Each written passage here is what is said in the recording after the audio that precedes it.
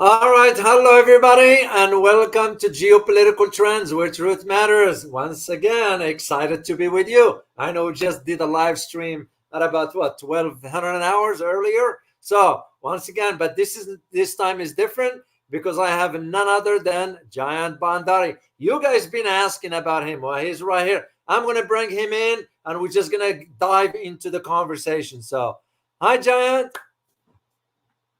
Hello, David. Thanks for How having me again.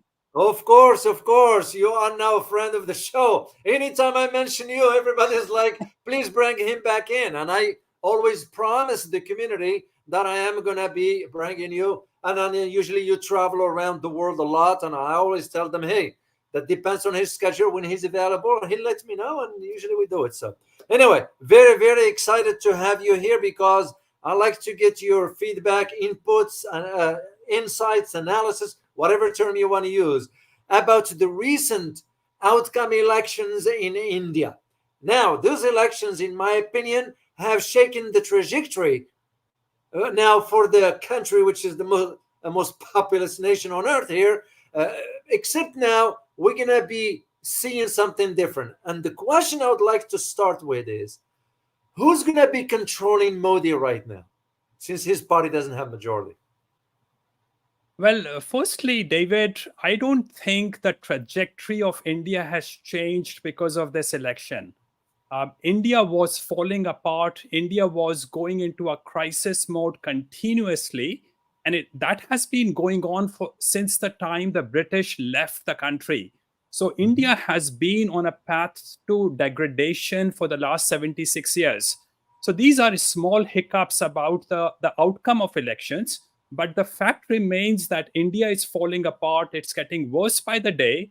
And it does not matter who controls the country. Modi is I don't like him at all, but he's just a symptom of the underpinning cultural problem to do with the country. Uh, now, people usually ask me, how does he not being in majority matter to the country? You really have to understand one cultural underpinning of Indian society, and the cultural underpinning is that India has no concept of honor. There's Mm. no concept of contracts. There's no concept of friendship. There's no concept of individuality and respect for what you agree with. So your friends and families are your actually biggest enemies. That Wow. is why people hide their gold in the ground without Mhm. telling their own family members, and Mhm. they erect huge high walls around their houses, because if you don't, then the neighbor will shift the fence overnight. Now remember this, that even if you have a majority in the country, Yeah. the people within your party are your biggest enemy. It is not the people outside your party which are the biggest enemy. It is the people inside your party who are the biggest enemies. And that is why I guarantee you that Modi hasn't slept well for the last 2 decades. He has never slept well ever in his life, because he cannot trust the people around him. I Mm. absolutely guarantee you that the bodyguards he has don't have bullets in the guns that they carry. And if at all those are guns, they are very likely fake guns. So you have to understand that this is a country without honor. This is a country where you can trust absolutely no one. And the people closest to you are your biggest enemies, your friends and family. Yeah. People within his party have been plotting against him for all these years. Now, the only reason they stick with him is because of inertia, and because he has the power, and because those people have failed to collude together against Modi. Otherwise, each individual within that party is dreaming for something to happen to Modi so that he could get into a position higher than he is currently. Mm. Now that does not mean it changes. That does not mean that the not having majority is not a problem for Modi, because now it creates another layer of problem with Modi. But I absolutely guarantee you that trucks filled with cash are moving around the country. trying to do horse trading, trying to buy other party members Mhm. for the BJP so that he could stay in majority. So that game is going on right now. But that has always happened. Modi has always been in an electioneering mode. From day one, uh, he has only one public policy, and that is to Yeah. win election either through fanaticism or through offering freebies. Yeah. What about the people? What about the Indian people? I mean, I know some people in India that they are educated, but they have no sort of opportunities for employment because the government is not creating this. The government is not sort of taking care of infrastructure and so forth. So, what happened to the people? Isn't the government supposed there to sort of Modi in this case? He's been in power over 2 decades, almost 2 decades now, 14 years to be exact. What has he achieved economically speaking that we can talk of? Well, he cannot achieve anything, David. I usually like to say that in an organization of two people in India, there is Hmm. one person too many. People can't organize in that country. People can't trust each other in that country. And people are completely unskilled. If I need a plumber in San Francisco, I call someone in to do my repair job. If I Mhm. need a plumber in India, I might need to pay him only a couple of dollars to do my job, but he will create three more problems or maybe five more new problems for me before he Hmm. leaves. So I'm better off doing my plumbing job myself in India, and that is what I actually do. So the problem is that Indians are responsible for their status quo, and that is why I always say that Modi is just a symptom of the problem. Modi is not the problem of the country. Neither is Modi the solution of the country's problem. And David, you only have to look at any video to do with Modi. Look at the background. The background is chaotic. There are wires hanging loose in his office. There's something, a lot of things are wrong about his background. And the reason is that nothing in that country goes well. People cannot be trusted. People are completely unskilled. And that is the core problem of the country. The core problem is Indians are irrational and they don't have the moral fabric, they don't have the honor system. And that is why India will continue to degrade irrespective of which party is in power in that country. Yeah. And yet, Western analysts are saying, well, the economy of India is going to sort of be. As a matter of fact, I heard some Western think tanks saying that the economy now of India it will be considered like the third in the world. And I was like, hold on a second, where are you guys coming up with these statements from? And even one of our viewers in the channel here wrote, his name is Connie Lee 9678. He wrote, and I quote here, Dr. David, the Indian government has been claiming for each of the last few years that its GDP growth is higher than that of every other country. What would be a way of verifying the calculations of their figure, which sound a bit dubious? End of quote. What do you think, Jan? Well, it doesn't matter, David. Yeah. Even if you consider Indian GDP growth to be 10%, and let's assume that for mathematical purpose to be 10%, Uh-huh. it is erroneous to compare GDP growth of a country with GDP per capita of $2,500 with a country whose GDP per capita might be $60,000. So, if the United States with $60,000 per capita GDP grows at 1%, it adds $600 per year to its per capita GDP. Hmm. Whereas if India adds 10% to its per capita GDP, it only adds $250 to its per capita GDP, which means that India would still be growing at half as much pace as the US would be growing with its relatively insignificant percentage wise GDP growth. The issue is, David, and we learned this in the middle school, that Yeah. you cannot compare percentage with percentages unless the baseline is similar. You can't compare the growth rate of a mouse with a growth rate of an elephant. And that is what the error these big economists do. a lot of them are actually empty suits, and they really are naive and illiterate on cultural basis. They don't really understand that there's a difference between people around the world. Their religions are different, cultures are different. They just look at graphs and think that every country would eventually follow the way China or South Korea did.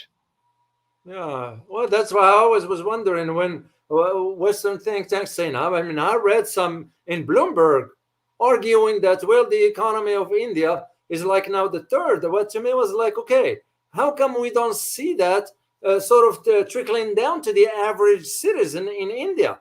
That's to me common sense. It's because, Well, uh, yeah, because they are again, because they are comparing GDP with GDP, you again have to compare GDP per yeah, capita. GDP does not make any sense in comparison because populations are so different. India is yeah, the most populated country on the planet. And after India, comparable to India is China. And then the populations of the world countries fall very rapidly. So, of course, Indian GDP might be number 3 or number 4 in the world. But then you are comparing Indian GDP with that of either France or Germany or the United Kingdom. But then the Indian population is about 15 to 20 times as much as that of those countries. So you really should be comparing GDP on per capita basis, not GDP. yeah. And they are not disclosing this, Giant. What you just explained right now. This is exactly what they are not disclosing. And I think it's by design to mislead the masses into reading, well, India is going to, I mean, I even read somewhere where it says that it's going to overtake, the Indian economy is going to overtake that of China. I was like, what? Well, It's ridiculous. so so 24 hours back, I was in China, David. I spent Mhm. a lot of time in China. We invest in China through the Hong Kong Stock Exchange. I love China. China and India are not comparable at all. If you wanted me to move to China and live there, I would very, very happily do so. I get freedom in China, I get conveniences, comfort, and facilities in China. If you wanted me to move to live in India, I will shoot myself. That is how different the two countries are. Uh, you should not even be comparing India with China. Yeah. China is a sane country. China is a rational country. You can have a decent existence in China. You cannot have a decent existence in India. I like to say, David, without any exaggeration, that Indians live lives of cockroaches. They live and die like cockroaches. And that's what you see the moment you land in India. Things are chaotic. People don't really have a sane, dignified existence in that country. Yeah. So why this is just like to me from looking out looking in from outside in. Why is India is not working with China, for example, to, let's say, we all know China is good in infrastructure. Why is India not working with China? Why did India refuse, for example, 5G when the US pressured India? Why the government is not doing what's going to benefit the masses? Well, again, the concept of benefiting the people does not exist in the minds of Indian politicians. They actually want Indians to stay poor and wretched and in constant trouble because Hmm. that keeps them under sanity. That keeps them, that ensures that the politicians can continue to control the people of the country. Now, Chinese government, despite whatever it is, whether you like the concept of how the government there works, the fact is that they are singularly focused on improving the lives of Chinese. You might not agree with their method, and I might not agree with some of their methods, but they're singularly focused on improving the lives of their people. Now, David, my dad ran the only printing press in central India, and my dad did most of his work for what is now the BJP. So I know I have known these people very closely. Hmm. I was friends with what are some of the ministers in the government. The problem is that these people have absolutely no moral values. They have no ethics. They have no interest in the common people. They actually want Indians to stay poor and wretched. But at the end of the day, the problem, David, comes back to the same thing, that you can't blame anything on politicians, because these psychopaths rise into positions of power because Indians do not have a rational and moral fabric, and they have no concept of honor. They are very tribalistic, and that is how they vote, whether they vote in India or whether they vote as immigrants in other countries. And as a result, they end up precipitating psychopaths into positions of power. Modi can do nothing about it. Indians, if you talk about them, about their educational achievements or about prosperity, you realize that they don't really understand the concept of education. They don't understand the concept of a skills development. They think that getting a certificate is all that matters. They Yeah. only things on in terms of getting power and getting into a position of power. Whether they are skilled or competent in what they do is completely immaterial to them. It does not even come to their minds. And that is what this cargo cult mentality concept is about. People should search for cargo cult mentality on YouTube, and they will understand what it means. But this pretty much means that these people have no concept of education, no concept of skills. I'm gonna share a screen here with the community here about something you wrote on X, on Twitter, and you guys take a look here, and I'll have your comment on it, Jayant. Okay, there we go. Full screen, and I am gonna rewind this starting from the beginning right here.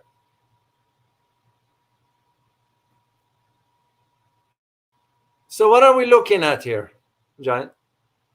Oh, a bridge fell apart, and this is my tweet from a couple of months back, I think.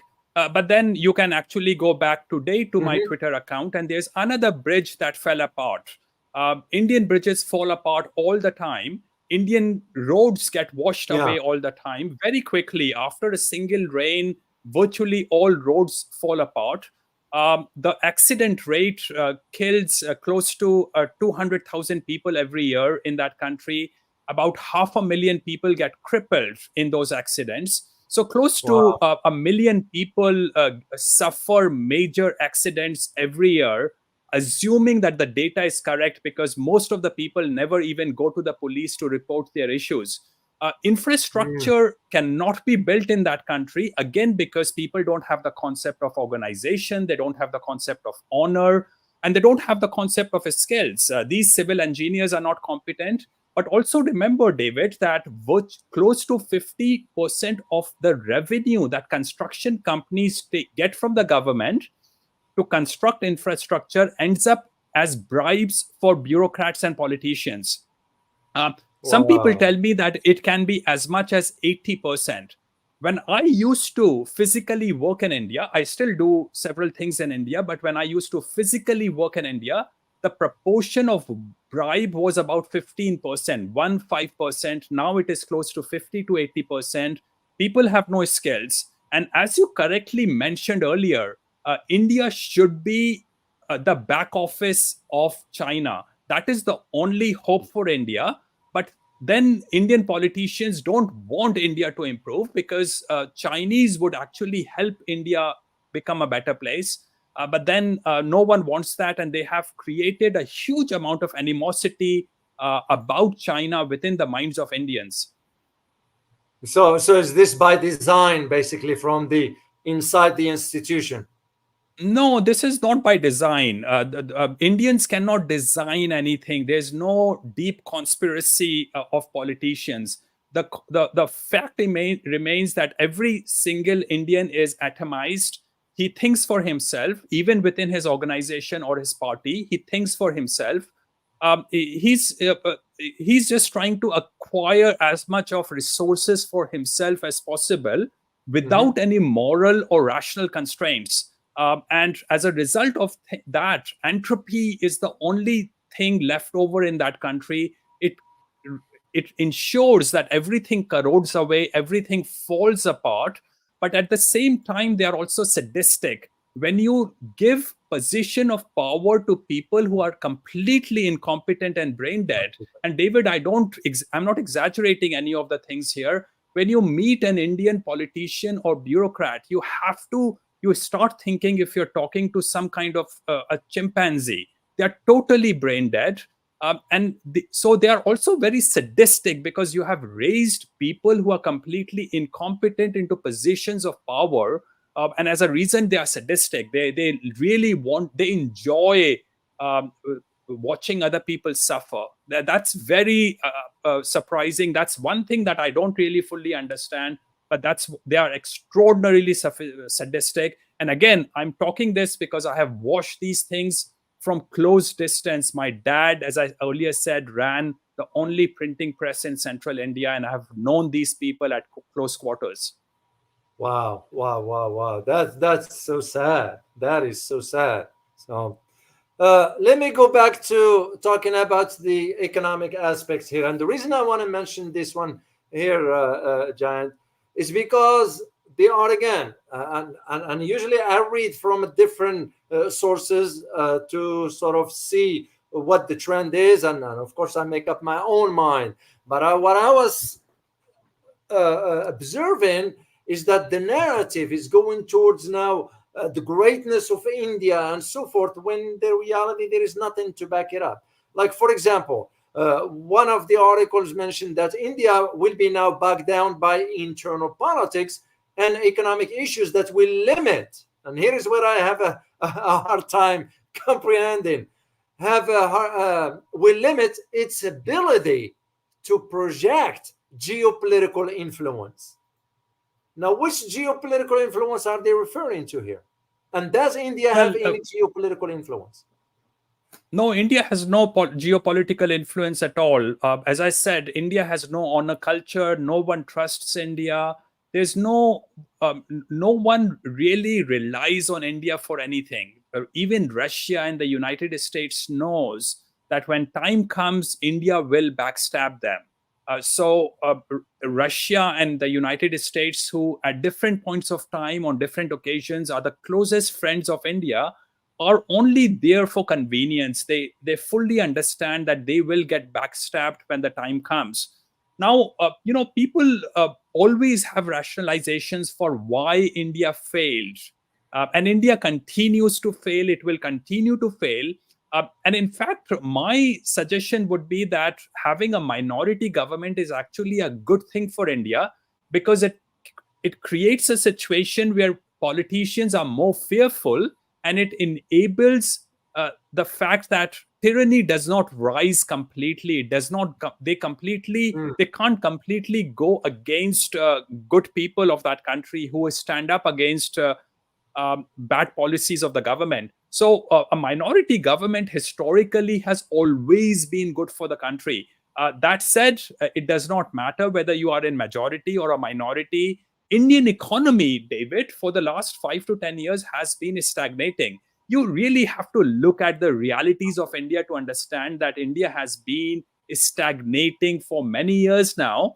Now, David, I also see these figures of 8.4% growth rate in India.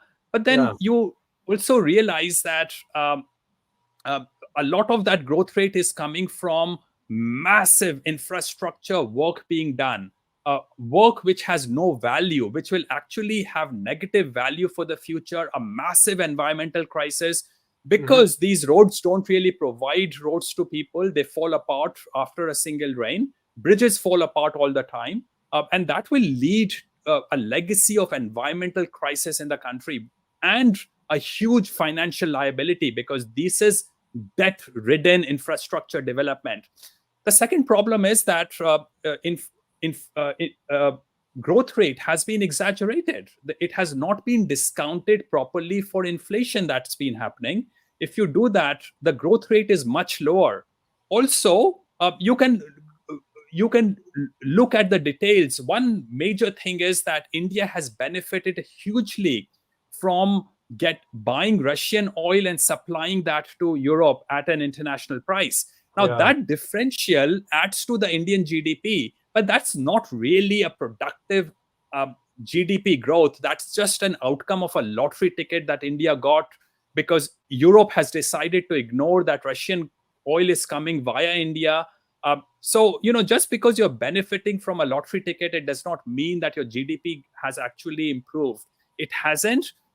In fact, David, deindustrialization is happening in the country, which is very funny. Um, Wow. People, for the first time, are moving back to villages from urban areas because factories cannot employ people, they cannot provide enough salaries for people to live in urban areas. So as many as 60 to 70 million or more people have moved permanently from urban areas to rural areas. So deindustrialization is happening. Mm. Now, there's another thing that is happening. The people, the companies that are connected with the government, people who are not necessarily, who are actually not value creators, they are just politically connected people who are Mhm. making a lot of money. That is just a transfer of money from the pockets of poor people to pockets of rich people. And that might be showing off as GDP growth, but that is not in real terms GDP growth. And it is certainly not a symptom of improvement of the welfare of people.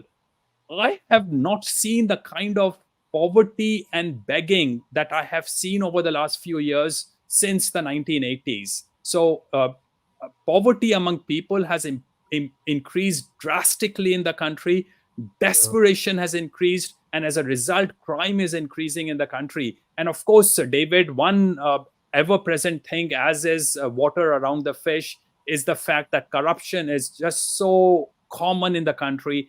Everyone asks for bribes and shamelessly asks for bribes. Wow. Well, you are spot on the idea of the inflation because I looked at some. I went back about give or take 3 years or 4 years or so. Looked at some stats because I usually keep an eye on these kind of things. And guys, I'm going to provide you the link in the description later on. For now, I just want to share the screen with you as far as the inflation, based on also that coincide with what Giant has mentioned. So take a look. Here's the screen. And again, please, Giant, correct me if I'm wrong, because the way I read these stats here, this is from the 2011 to 2020 to 2020. We're talking about 3.5 years now or so. And the inflation was only going up here.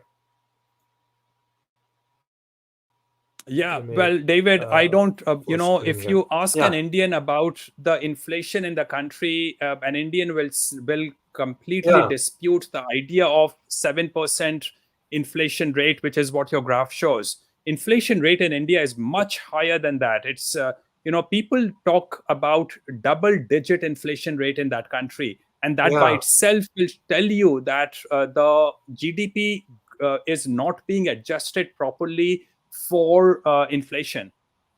Yeah. Well, this one is by the IMF, even though this is where I get very sort of wary about what they're writing, because they're saying that the GDP at that time was between 7 and 8% when Moody took office. So, and it Uh, drops to well, about well, at the end of the day, IMF uses the baseline data, the raw data provided by the Indian government, and virtually all oh, data is cooked up anyway. You and I know people who do economic surveys in the country, yeah, and they tell me that you just make up data to satisfy the politicians and bureaucracies, and so you really can't depend on data. And I'm fully aware, David, that people talk about how bad data from China is, and maybe it yeah, is. I don't see it with my eyes. I'm extraordinarily impressed with the progress China has made, but Indian data is totally fake. And I'll tell you one thing very interesting. I was talking with a chartered accountant friend of mine. He's in a very senior position, and he was telling me that you can pretty much fake absolutely everything in the country except for the past historical bank transactions. Apart from that, you can do anything in that country. You make up all data. You really can't trust anything to do with that country's data. Wow, wow, wow, wow. Let's move on to talk about what do you see moving forward with BRICS, given now that it's become evident and clear, especially after the G7 meeting, which was a farce and fiasco anyway. The GDP percentage for the G7 in comparison to that of BRICS, and the reason I'm mentioning this because India is part of BRICS. Well, I want to have your insights about the growth of BRICS. Where do you see it going with now a handful of countries are now expressing interest to join in BRICS? Where this is going to go? Well, I continue to think that only two countries that matter in BRICS is the China and Russia.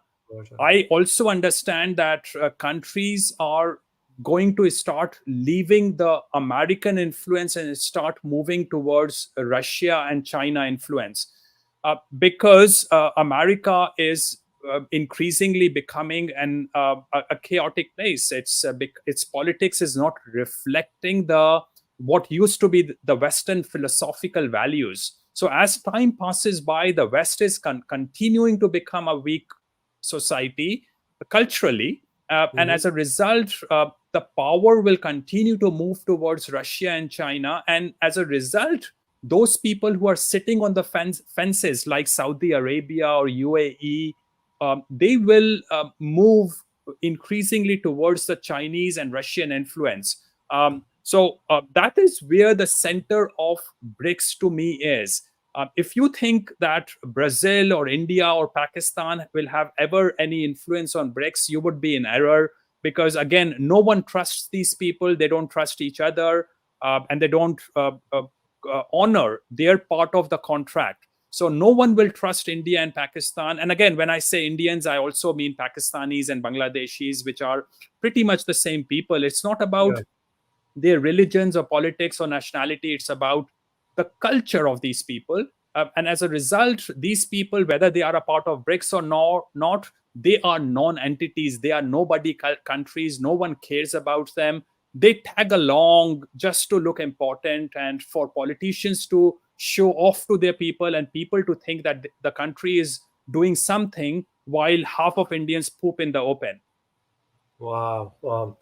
The other thing, Giant, that and I have to ask your opinion on this, since you are in the financial world, so you have a better understanding and you're in a better position to sort of share with all of us your insights about this. With the changes that's going now, as far as the speed by which countries are de-dollarizing, and with the rise of now the another system that can counter the SWIFT system, where this is going to lead now vis-a-vis the global economy moving forward. Well, we are looking for a very chaotic future, not just financially, but also politically and socially, because the spine of the world has been Pax Americana. America Yeah, has been on the driving seat for the close to 100 years, 70 to 80 years now. And yeah. before that was still Pax Britannica. The British were ruling the world and making sure things were organized enough. I think the world is headed towards a major crisis because the West is increasingly becoming weak.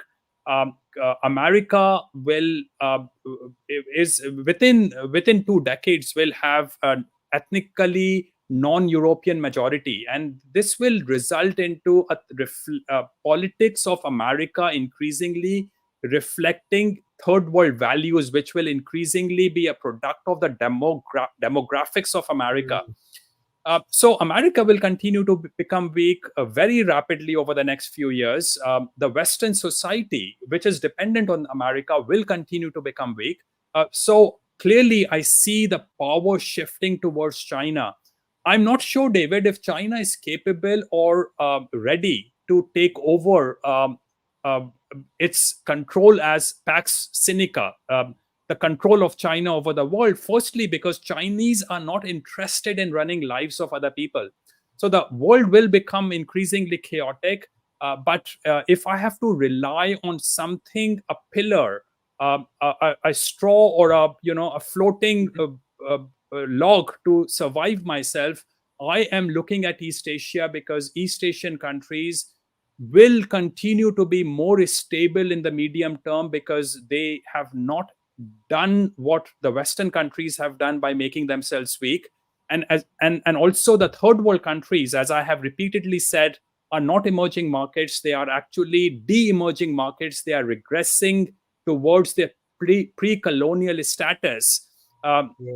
so the world is in a very chaotic situation financially, politically, and socially. So but the pillar that will survive in the medium term will be East Asia, China, Korea, and Japan. The problem is they are not ready or capable of taking over the world affairs. So the large parts of world will be very chaotic with time.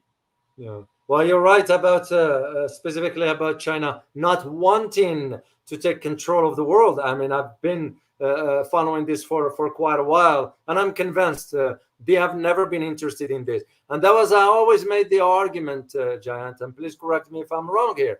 That I always argued that the next global order, the setting of the global order, which will be a multipolar, which we are in it right now anyway. We're moving from a unipolar to a multipolar. I've always argued that this one's going to be based on economic blocks, not ideology. And this is where I'm like wondering, what will a country like India do? Because India has both feet on both sides of the fence. Well, how long can you stand like that? Philippines having the same, Australia's doing the same, Japan, South Korea, even now in Europe. I'm sure you're aware of the demonstrations that's going on in France right now because they people wanted to leave the EU altogether. So, and Well, as far as India is concerned, David, I have made it yeah, very clear India will not even exist in a few years' time. India will fall apart. India is wow, completely hollowed out already. There are no institutions in the country. Let's talk about one very brief example, David, if yeah, you allow me a minute. sure. I was talking with a friend about something that never occurred to me in my mind until recently. I told him that, hey, I had never given a driving test in the country, in India. And he was surprised. And I never thought about it because I took my driving license when I was 12 or 13, never went to a driving test office, never had a driving test. And then this conversation continued, and I realized that I don't know anyone in India who has ever given a driving test in the country. And then I called around a few friends of mine to check if they know what a driving test means in India. No one really even knows what a driving test means. So everything is based on bribes. If you go to the driving license office in Bhopal, which is where I grew up, the capital city of central India, the outside the offices are tens and tens, maybe 50 or 100 benches of agents who collect bribes for the people inside the small office. And this is right opposite the BJP's headquarters in the city. Now, Hmm. the chief minister knows about it, the justices knows about it, the commissioner of police of Bhopal, the DGP of Madhya Pradesh, they all know about what is happening. It's right in your face. But so common is corruption. And so it's like termite has eaten away the innards of that country. There's no institutions left. So India will not exist in a few years' time because these are people who don't care about the country. They care about collecting as much resources for themselves as possible. Uh, and remember, India does not just have one leg on one boat and one leg on another boat. It has actually also two hands, one hand on another boat and the other hand on the fourth boat. Uh, there no nothing. As I said, there's no honor culture. There's no rational fabric. There's no moral fabric. They have no friends. They don't trust each other. And as a result, the end product is that uh, India has no affiliations. So, Yeah. what the future will look like? Will they go towards China or the US? Everything is a matter of short-term expediency and conveniences, and everyone knows about it. Now, what will happen to other countries, like countries in Saudi Arabia or UAE or Oman or Bahrain? I think they will choose China eventually because they will see China as a stronger pillar than the United States. I'm not sure about Australia, but I think Australia will choose the same thing eventually. At the Yeah. end of the day, their business is dependent on China. They supply a massive amount of resources to China.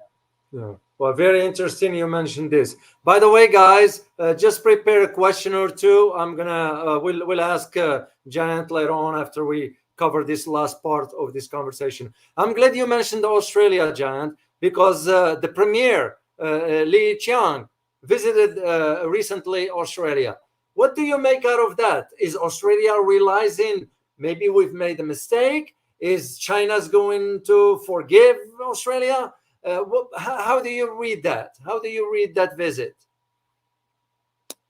I don't know what will happen in the short term. The issue is that Western countries are very reliant on the United States Mhm. as the spine of the Western society. So it is very difficult for them to dehinge themselves from the United States. Now, I am a lover of Western civilization. I live in the West, and I love the Western philosophy. I love the Western way of thinking and living. Mhm. But unfortunately, the thing is that Western society has decided to commit harakiri, to commit suicide. And as a result, increasingly, these people, the fringes, the Australia, the New Zealands, the Singapore, the even Taiwan will eventually shift towards accepting China as the anchor point. So Oh, I think it will happen slowly. And the thing with Chinese is, if you interact with Chinese enough, if you understand their mentality, they are very patient. They will wait a few decades for things to shift into their favor. I also disagree completely that China wanted to take over Hong Kong or intends to take over Taiwan. China will patiently wait for those countries to come, would have waited for them to come to China uh, slowly. The yeah. problem that you see currently is because American Washington people, the Washington bureaucrats, thought that they wanted to agitate Hong Kong people and Taiwanese people. And that is what resulted into this international news. Otherwise, China would have just sat quietly on it, would have allowed Hong Kong to revert back to China in 50 years' time, which is 2047 or something, and Taiwan to eventually revert to itself to under the fold of China. But American bureaucrats are creating a situation where this thing will happen earlier rather than later. Yeah, very, very. You're absolutely correct. It's the idea of for us here in the West. I speak for my country. I can speak for others. For us to go and foment more tensions, like for example, right now we have what's her name? Pelosi is in India. What is she doing in India for? So it's kind of just pushing for more. For more. I want to share with you, Giant, one comment that. One of my viewer who happens to be an Indian from India. His name is Nishta Bhattacharya. So he wrote, and I quote, those who are saying in the comments that Jayant Bhandari lives in Canada and has done nothing for India, do you think he could, even if he wanted to? Have you seen what happened to Ravish Kumar? I am an Indian, and yes, I am afraid for my future. Then again, if I migrate and the amount of anger I see for Indians in the comment section is making me get a cold foot. End of quote. So you get the point that you're absolutely correct as far as what you're saying, that the system is rotten from within. It's the same thing here in the US. Our system, we corrupted to the core. And it's sad to be saying this, but it's the truth. I am thinking about considering other locations in the world as we speak. And maybe I might end up in Asia teaching over there. That's something I have in the back of my mind. So, all right, guys, final word, Giant. I'll give you the final word before I'll open it for questions. Where do you see things Well, moving forward now for India? Well, I mean, the commenter said the right thing. Yeah. There's not much you can do in India. I cannot help people in India. There's no concept of gratitude. If you don't have a concept of gratitude, you don't really accept virtues from other people. So you can't really help people. There's no critical mass in the Yeah. country. And if they are good people, and Ravish Kumar being one of them, Arundhati Roy being another one of them, they are all at the fringes, and Indians don't really like people with moral and rational values. So good people are always at the fringes, never in leadership position in that country. So yes, I completely agree with that. Wow. Wow. All right. We'll take the first question here. By the way, Giant, where can my people find you? I have a website, jayantbhandari.com, and everything I do goes on that website. Okay, well, you know what? I have the website right here in front of me. I'm gonna put it for you guys in the chat box. It's right here. That's for Giant. Everything. You can also follow Giant on X. I follow him. We both. I follow his stuff on X, and I'm gonna put the link on once again for the his X account or Twitter account in the chat box. But I will have it in the description along with the full bio, because you need to read about Giant bio. You'll have a better understanding where he's coming from as far as the financial aspects of it. So let's take the first question here from Casual Walk. Question: Intel company built factories and finally started to make profit in India. Indian government will then come up with excuse to fine or confiscate their asset. Does Indian government not care about credibility? Well, firstly, there's no evidence that companies can actually make a profit in India. I have been advising companies on investing in India. I have seen tens and tens of financial accounts of international companies operating in India. They simply cannot make a profit. When they do make a profit by through capital gains, and which is Vodafone had acquired I can't remember the exact details now, but there was a capital gains transaction through Hong Kong company. An Indian government retrospectively changed the tax law to tax Vodafone on that transaction. So India cannot be relied on anything. As I consistently say, David, unless you understand the cultural underpinning of the country, which is that there's no concept of honor, there's no moral fabric, there's no rational fabric, you cannot really understand their decision making. Every decision is based on the current circumstances and what is expedient to the people involved. So yes, you cannot honor anything, and they will take your money away when the time, if you ever make a profit. But the core problem is companies will not make profits in India. A rare one does. Wow. Wow. Here is a question from Freddie Mercury. Can you ask Giant his opinion on Jason Carr? He's the foreign minister, right? I believe. Well, I would call him lipstick on the pig, lipstick on the pig for people who have a high opinion of him.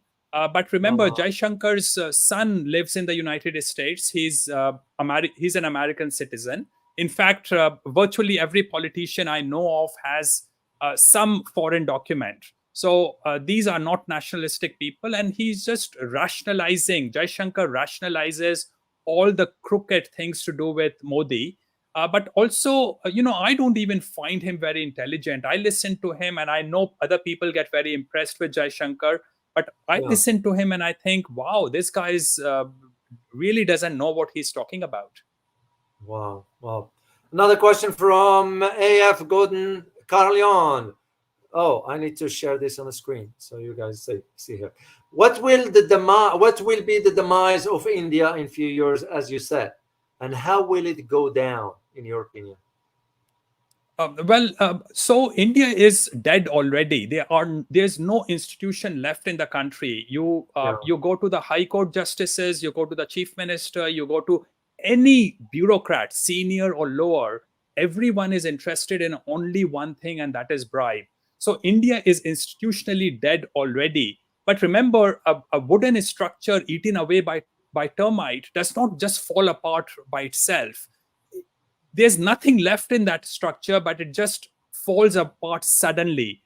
India will continue to fall apart slowly because, again, there's no honor culture. So there will not be major violence in the country. There will not be a revolution in the country. India has never had a revolution. So, but it will continue to decay very slowly, very surely over a period of time. Eventually, David, my guess is that all these countries, Pakistan and India, will end up with Afghanistan kind of system, which is a Taliban kind of local uh, justice system. And it will shock you, David, but it will be an improvement on India. Because currently, if you get raped and if you go to the police station, you are very likely to get raped again. Under a Taliban system, at least you will not get raped again, or you will have less probability of getting raped again. So, uh, in my view, India will decay into a Taliban kind of system. It will fall apart as a country. Smaller units uh, running themselves as Taliban will emerge eventually to provide justice to people. Now, it will not be justice the way you and I look at justice, but it will still be an improvement on the current system because the current system is predatory. It it rapes the raped woman again. So at least it will be an improvement on what current system is there in India. Wow, wow.